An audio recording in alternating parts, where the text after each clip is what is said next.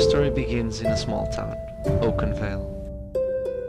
In a fateful night, our four heroes dined in the local tavern. Nenesh, the sturdy rogue dwarf, a master craftsman and a greedy banker. Saraiva, the agile elf archer, beautiful, seductive and completely detached from gold. Darkwalker, the destructive human wizard, greedy, treacherous and vindictive. And finally, Brother Daniel, the human cleric, a local orphan, kind but easily irritated. The heroes overheard that a plague was spreading through town, and that the town was dying. The dwarf stealthed and left the inn in search for clues. The wizard also tried to leave without paying, but he was caught and forced to wash the dishes. The elf tried to seduce the wench, but wasn't successful. He'd have to pay. The cleric saw this as an opportunity and offered to pay for their tabs in exchange for their help. They met the dwarf outside and decided to split up. The rogue and the cleric went to see the town doctor, while the wizard and the fighter went to see the mayor. The unlikely pair didn't know the way, so they asked the female passerby for her help. She was scared by the wizard's face and was reluctant to help them. The elf forced the wizard to give her 1 gold in exchange for her help, and she took them to the mayor's house. The mayor lived in a nice Victorian manor and had an old secretary in the hallway. The wizard stood by the front door while the fighter rushed towards the mayor's door, which was locked.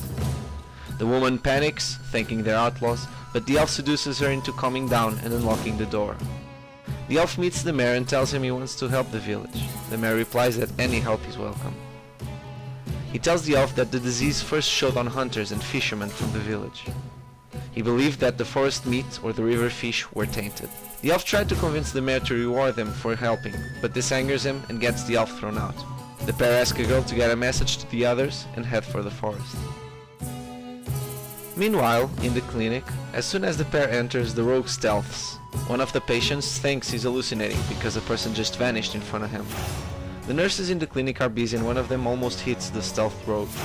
The pair finds the doctor, which also looks sick, and tells them that most of the people that went to the forest came back sick, even those that went to find other people that had disappeared. The doctor believed that the cause was something in the forest, but not the meat or fish. Everyone that got sick died after a few days of strange hallucinations about a waterfall in the lake next to a very large oak tree.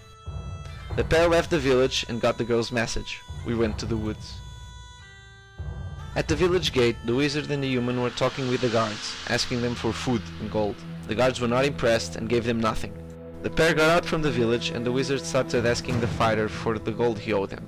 They argued for so long that the rogue and the cleric caught up.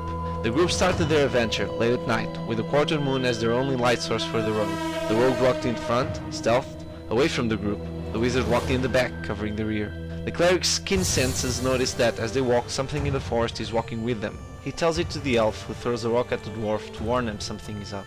The dwarf doubles back and, with his dwarfish night vision, he sees a figure moving in the forest, running from tree to tree. He tells the wizard that he's going to check it out and asks them to slow down. The wizard assumes the elf and the cleric were also told, so he doesn't spread the word. Because he is now walking slower, he gets distanced from the other two. The rogue finally spots what's chasing them, a druid. An old, worn-out, crazy-eyed druid. Parts of his body were trees and plants and leaves.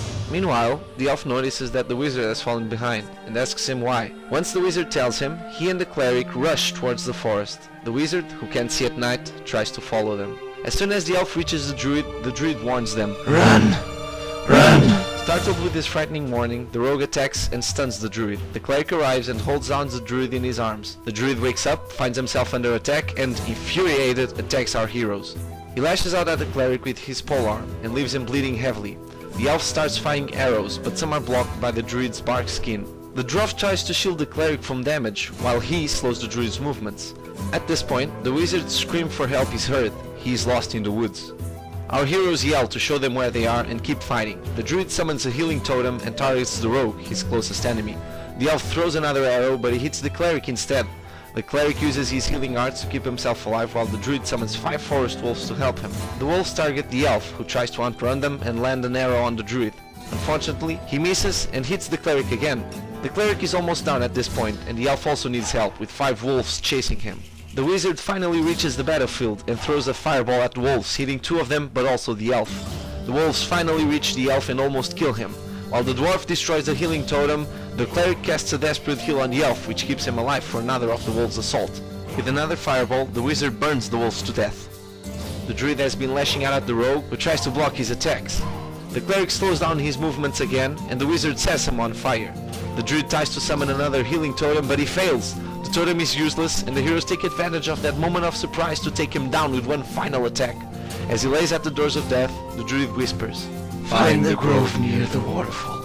Thankful to our heroes for releasing him from his suffering, the druid's body crumbles and turns to ash, returning back to the forest.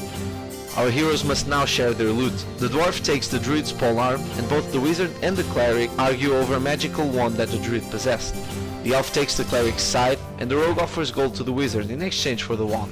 Eventually the cleric convinces him, but the wizard still demands the dwarf's gold, which creates some feelings of enmity among our heroes. As the sun rises, the heroes know that this adventure is far from over, and that this was only the beginning.